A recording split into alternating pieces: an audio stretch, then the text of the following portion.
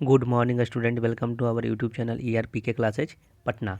आज हम लोग का स्टार्ट करेंगे सदिश और अदिश, एक चैप्टर है उसको हम लोग आज स्टार्ट करते हैं। इंपॉर्टेंट रोल है, इससे भी क्वेश्चन अच्छा खासा इसमें पूछा जाता है कि कौन सी राशि सदिश राशि है, कौन सी अदिश राशि है, उसके बीच की दूरी का रिजल्टेंट निकालने के लिए पूछा जाता है। उससे रिलेटेड हमारे पूरा क्वेश्चन को इसका दो पार्टों बनाएंगे, पार्ट 1 और पार्ट 2। दो पार्ट में ये फिनिश हो जाएगा।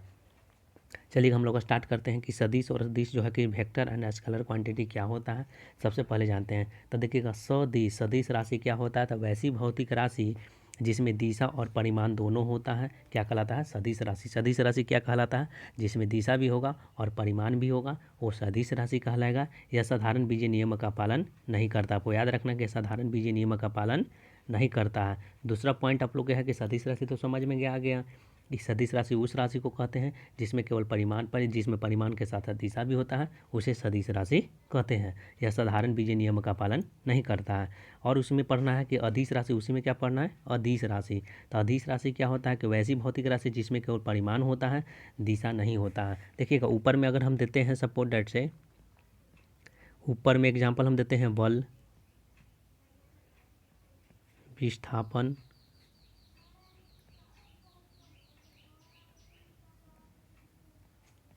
त्वरण, ये सब क्या है, सदिश राशि हो जाएगा। और देखिएगा, अदिश राशि में क्या बताया गया है, यह क्या होता है कि यह जो केवल इसमें केवल परिमाण होता है, दिशा नहीं होता, अदिश राशि कहलाता है। यह साधारण बीजीय नियम का पालन करता है। क्या करता है, करता है। एग्जाम्पल में इसको ले लीजिएगा। एग्जाम्पल में लीजिएगा चाल, दूरी। ठीक है। अब देखिएगा, सदिश और अदिश के पहचानने का एक नियम हम आपको बताते हैं। क्या होता है कि जिसमें केवल परिमाण होता है, दिशा नहीं होता है, और जिसमें क्या होता है, इसमें यह भी साधारण बीजीय नियम का पालन करता है, उसे हम अदिश राशि कहते हैं। अदिश राशि के पहचानने का हम एक और नियम बता रहे हैं। ये देखिएगा, सदिश और अदिश का पहचानने का नियम क्या होता है।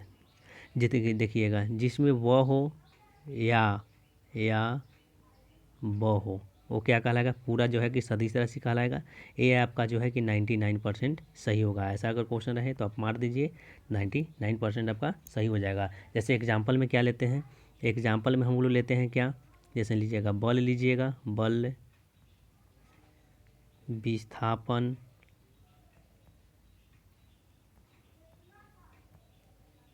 विस्थापन,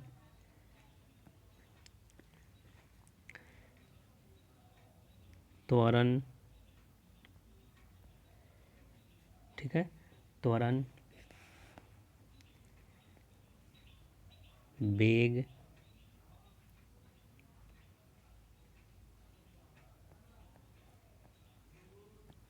वेग हो जाएगा, विद्युतीय क्षेत्र,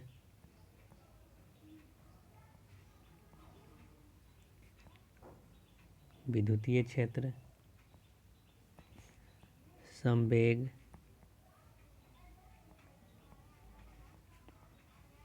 आवेग,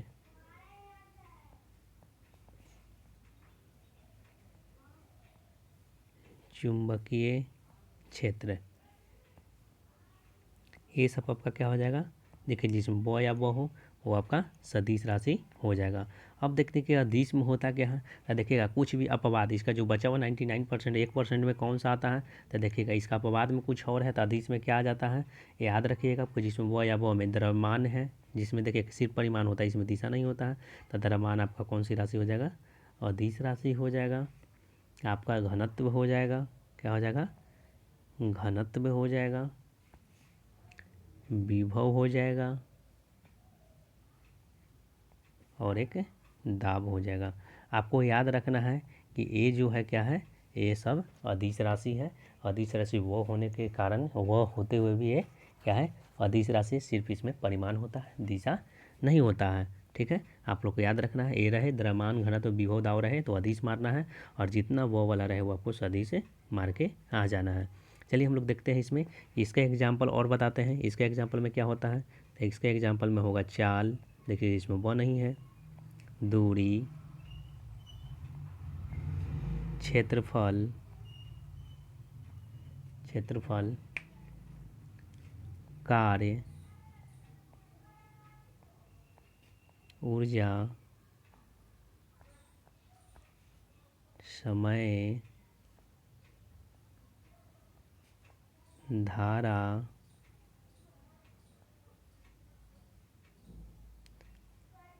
ये सब आपका क्या हो जाएगा, अदिश राशि है। तो अदिश और सदिश का पहचानने का आपको नियम कोई दिक्कत नहीं होना चाहिए कि सदिश और अदिश का पहचान। सदिश जिसमें परिमाण और दिशा दोनों होता है, अदिश में केवल परिमाण होता है, जिसमें व या वह हो सदिश राशि, कुछ अपवाद में द्रव्यमान घनत्व विभव दाव कुछ अपवाद में हो जाता है।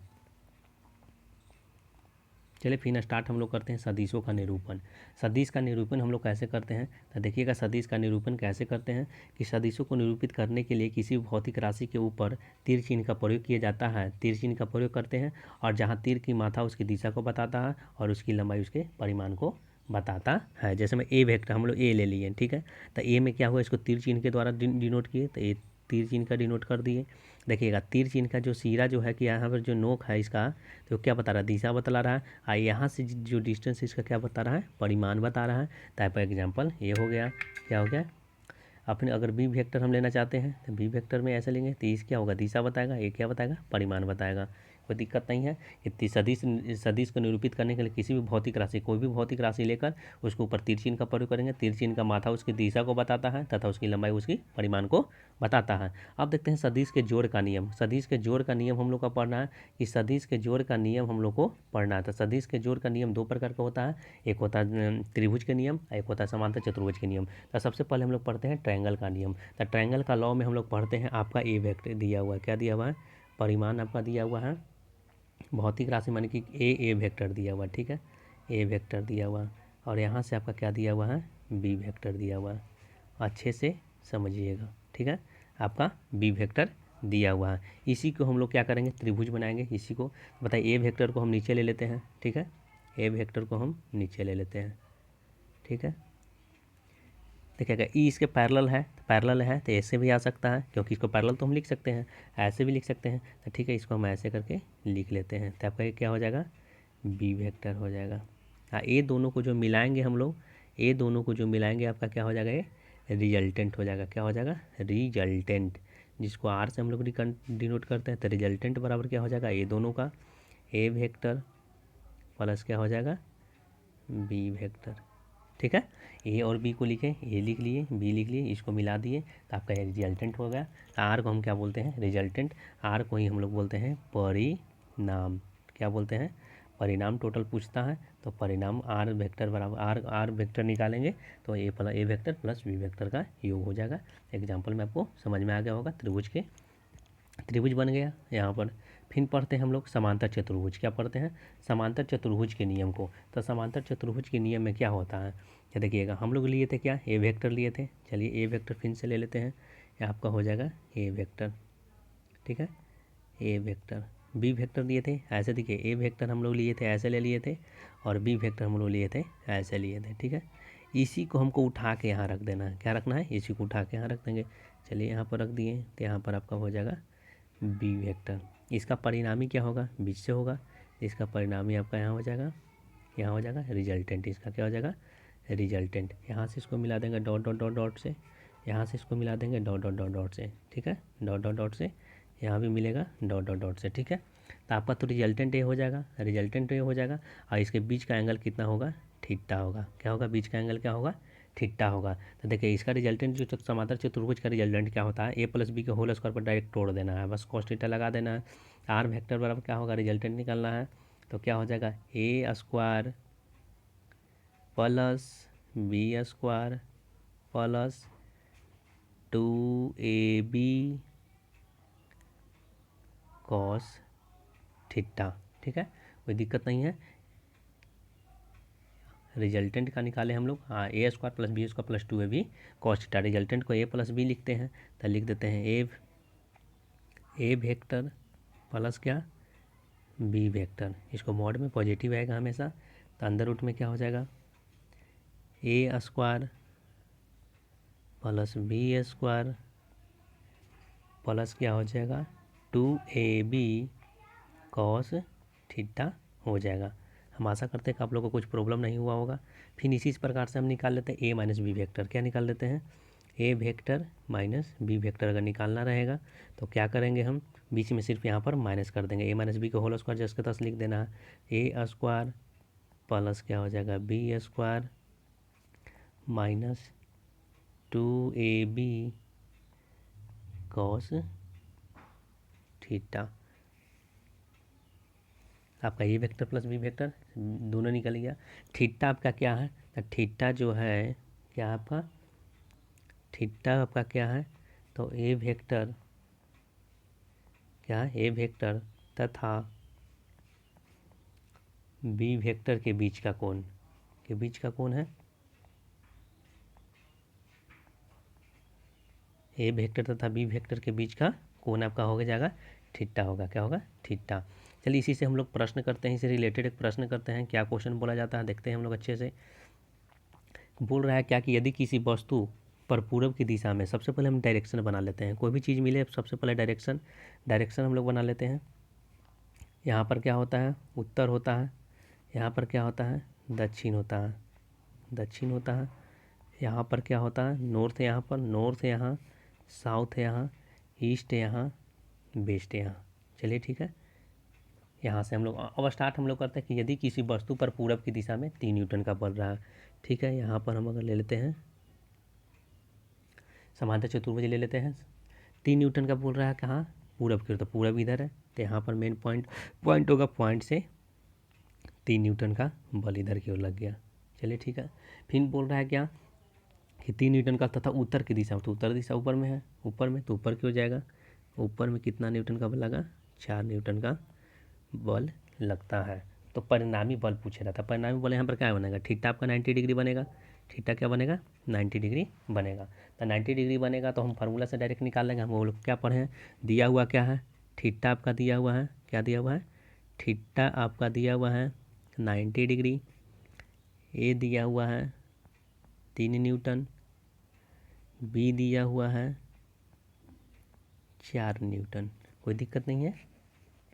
हम लोग रिजल्टेंट निकालते, रिजल्टेंट का फार्मूला हम लोग क्या पढ़े हैं, रिजल्टेंट का under root A square plus B square plus 2ab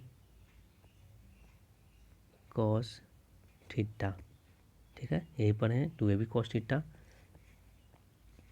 चलिए देखते हैं इसमें, तो ए स्क्वायर, तो इसका वैल्यू तो हम लोग को मालूम है, रिजल्टेंट निकालना है, तो 3 square plus 4 square plus 2 into 3 into 4 into कितना, कॉस 90 डिग्री, कितना हो जाएगा, कॉस। जब भी 90 डिग्री बने ना, 90 डिग्री का बने तो इसको लिखने की ज़रूरत नहीं है, इसको लिख के डायरेक्ट सॉल्यूशन कर सकते हैं, क्योंकि कॉस 90 का वैल्यू 0 होता है, ये पूरा तो 0 बन जाएगा। तो देखिए 3 3 9, 4 चौका 16, और कॉस 90 का वैल्यू 0 है, 0 में कितनों से गुना करेंगे तो प्लस क्या होगा, 0 होगा। फिर क्या हो जाएगा, 16 9 अंदर रूट 25 बराबर कितना हो जाएगा, 5 न्यूटन आपका आंसर हो जाएगा। एंगल अगर रहेगा 30 डिग्री 60 डिग्री ये सब रहेगा तो यूज करके आप लोग मान चेंज कर सकते हैं, लेकिन कॉस 90 तो हमेशा 0 होता है, तो आप लोग को डायरेक्ट अंदर ए स्क्वायर प्लस बी स्क्वायर पर निकाल लेना। हम आशा करते हैं कि आप लोग को समझ में आया भी होगा। फिर देखिएगा, ये आपका दिया हुआ है क्या, ए वेक्टर, यहाँ पर वेक्टर नहीं, वेक्टर लिख लीजिए, ए वेक्टर, यहाँ पर है बी वेक्टर, ठीक है, और यहाँ पर है ए वेक्टर, माइनस क्या है, बी वेक्टर। ठीक है, तो ए और बी के बीच का इसमें एंगल पूछ रहा है, क्या पूछ रहा है, एंगल पूछ रहा है। इसका हम लोग क्या करते हैं, सॉल्यूशन करते हैं। तो इसका एंगल पूछ रहा है, तो क्या पूछ रहा है, ये दोनों इक्वल है, क्या है, इक्वल है, तो मॉड में ले लेते हैं, A vector plus B vector. Question हो सकता है डायरेक्टली पूछ दे, तो आप लोग को बताने हम फॉर्मूला टाइप के जस्ट बता देते हैं इसको कि कैसे बनता है, आप लोग डायरेक्ट आंसर उसको याद कर लीजिएगा, नहीं तो इजी प्रोसेस भी है। तो इसका A vector plus B vector का फार्मूला क्या होता है, रिजल्टेंट का होता है, तो A square plus B square plus 2ab cos theta बराबर अंदर रूट इसका भी हो जाएगा, A square plus B square minus 2ab cos theta. ठीक है, देखिएगा अब दोनों तरफ हम वर्ग करते हैं, वर्ग करेंगे तो ये दोनों खत्म हो जाएगा। ठीक है, तो लिख देते हैं क्या, एक खत्म हो जाएगा, तो दोनों तरफ वर्ग करने पर A square plus B square plus 2ab cos theta बराबर A square plus B square minus 2ab cos theta, A square B square A square B square ख़त्म हो जाएगा। ठीक है, इधर जाके क्या हो जाएगा, जुड़ जाएगा, प्लस माइनस हो जाएगा, तो कितना हो जाएगा 4ab कॉस थीटा बराबर क्या हो जाएगा, 0 हो जाएगा। क्या हो जाएगा, 0। इसे क्या निकाल लेते हैं, कॉस थीटा निकालते हैं, तो कॉस थीटा बराबर 0/4ab बराबर फिर क्या हो जाएगा, 0। तो कॉस थीटा बराबर क्या हो जाएगा, 0। थीटा बराबर क्या हो जाएगा, 90 डिग्री। आपको यही हम पता करना चाहते थे कि जब a plus A vector plus B vector बराबर a माइनस बी वेक्टर होता है तो थीटा का मान कितना है, a और b के बीच का एंगल आपका 90 डिग्री आंसर हो जाएगा। ठीक है, याद रख लीजिएगा। फिर देखिएगा क्वेश्चन, यहाँ पर कुछ और आपको एक और हम इसमें कुछ बात बताना चाहते हैं, ये मोस्ट इम्पॉर्टेंट पॉइंट है। कभी कभी पूछ देता है क्या कि आर मैक्सिमम पूछ देगा कि अधिकतम मान कितना होगा, आप कभी कभी पूछ देता है कि मिनिमम इसका मान कितना होगा। तो जैसे ही आर मैक्सिमम पूछेगा, क्या पूछेगा, आर मैक्सिमम पूछेगा कि इसका मान रिजल्टेंट का अधिकतम मान कितना से कितना हो सकता है। तो देखिएगा आर मैक्सिमम पूछेगा, आपको आँख मूंद के ए प्लस बी कर देना है। क्या कर देना है, A plus B. R maximum resultant का मैक्सिमम मान कितना हो सकता है, कितना हो सकता है, तो कितना होगा, आर मैक्सिमम बराबर ए प्लस बी हो सकता है। जैसे मैं एग्जांपल में हम लोग लेते हैं क्या, रिजल्टेंट बराबर हम क्या लिए थे, रिजल्टेंट बराबर हम लोग लिए थे क्या, ए स्क्वायर प्लस क्या, बी स्क्वायर प्लस क्या, 2ab क्या लिए थे, 2ab कॉस थीटा। ठीक है, कॉस थीटा हम लोग लिए थे। तो बताइएगा 2ab कॉस थीटा था, कॉस थीटा का अधिकतम मान क्या लेंगे हम आर मैक्सिमम में, तो कॉस थीटा बराबर +1 लेंगे। क्या लेंगे, इससे तो ज़्यादा हो नहीं सकता, कॉस थीटा बराबर क्या लेंगे हम लोग, जब मैक्सिमम मान ले रहे हैं तो +1 लेंगे। तो इसमें हम लोग पुट कर देंगे कॉस थीटा की जगह, तो A square plus B square plus 2ab बचेगा। तो आर बराबर क्या हो जाएगा, आर बराबर हो जाएगा रिजल्टेंट ए प्लस बी का होल स्क्वायर हो जाएगा। तो ए प्लस बी का होल स्क्वायर बाहर निकलेगा, तो आपका क्या बचेगा, ए प्लस बी बचेगा। तो वही तो हम बताना चाहते थे कि आर मैक्सिमम जो होगा ए प्लस बी के योग के बराबर होगा। उसी प्रकार से हम लोग क्या करेंगे, उसी प्रकार से हम लोग क्या करेंगे कि ये निकाल लेंगे, आर मिनिमम निकालेंगे। क्या निकालेंगे, तो आर मिनिमम निकालेंगे, आर मिनिमम। तो आर मिनिमम का क्या हो जाएगा, ए माइनस बी हो जाएगा। क्या हो जाएगा, ए माइनस बी हो जाएगा। ये कैसे हो जाएगा ए माइनस बी, उसी प्रकार से हम लोग फिर से करेंगे कि कॉस थीटा का जो मिनिमम मान कितना होता है, -1 होता है। क्या होता है, मिनिमम मान हम लोग -1 इसमें पुट करते हैं। तब पुट करते हैं तो रिजल्टेंट क्या हो जाएगा, under root A square plus B square minus क्या हो जाएगा, 2ab cos theta, cos theta की जगह -1 करेंगे तो क्या हो जाएगा 2ab, जो आपका किसका फार्मूला है, अंडर रूट ए माइनस बी के होल स्क्वायर का फार्मूला है। बाहर निकलेगा तो ए माइनस बी आपका बचेगा। तो यही जो है आर मिनिमम जो आपको याद रखना है कि ए माइनस बी होता है, कोई दिक्कत नहीं है। चलिए इसे हम रिलेटेड क्वेश्चन करते हैं कि कैसे क्वेश्चन इसमें पूछा जाता है सर। देखिएगा क्वेश्चन करते हैं, अगर किसी वस्तु पर 3 न्यूटन और 4 न्यूटन का बल आरोपित हो रहा है तो निम्न में से कौन सा परिणामी का परिणाम नहीं हो सकता है। परिणाम कौन नहीं हो सकता है, तो पहला ऑप्शन, देखिए ऑप्शन से ही सब बनेगा क्वेश्चन, ऑप्शन से भी बन सकता है। देखिए 2 न्यूटन, दूसरा आपका ऑप्शन रहेगा 5 न्यूटन, तीसरा आपका रहेगा 6 न्यूटन, चौथा रहेगा आपका 8 न्यूटन। तो जब भी ऐसे कहेगा कौन सा परिणाम नहीं हो सकता है, तो सॉल्यूशन करने से पहले आपको, जैसे आप डायरेक्ट बना सकते हैं, सॉल्यूशन कर देते हैं। जैसे आप लोग डायरेक्ट निकालेगा आर मिनिमम, क्या निकालेंगे, आर मिनिमम। तो आर मिनिमम कितना होगा, 4 - 3, 4 - 3, ए माइनस बी होता है ना जी, तो 1 आ गया, 1 न्यूटन आ गया। फिर आर मैक्सिमम निकालते हैं, क्या निकालते हैं, आर मैक्सिमम। आर मैक्सिमम निकालते हैं तो कितना हो जाएगा, 4 + 3 मीन्स आ गया 7 न्यूटन। बताइए मिनिमम 1 न्यूटन और मैक्सिमम 7 न्यूटन, मीन्स होगा कि 1 न्यूटन से 7 न्यूटन के क्या होगा, 1 न्यूटन से 7 न्यूटन के बीच का मान होगा। मिनिमम 1 बोल रहा है, मैक्सिमम 7 बोल रहा था, 1 न्यूटन से 7 न्यूटन के बीच इसका मान हो सकता है। तो 2 न्यूटन भी बीच में आता है, 5 न्यूटन भी आता है, 6 न्यूटन भी आता है, 8 न्यूटन नहीं आता। तो राइट आंसर आपका 8 न्यूटन वाला आंसर हो जाएगा।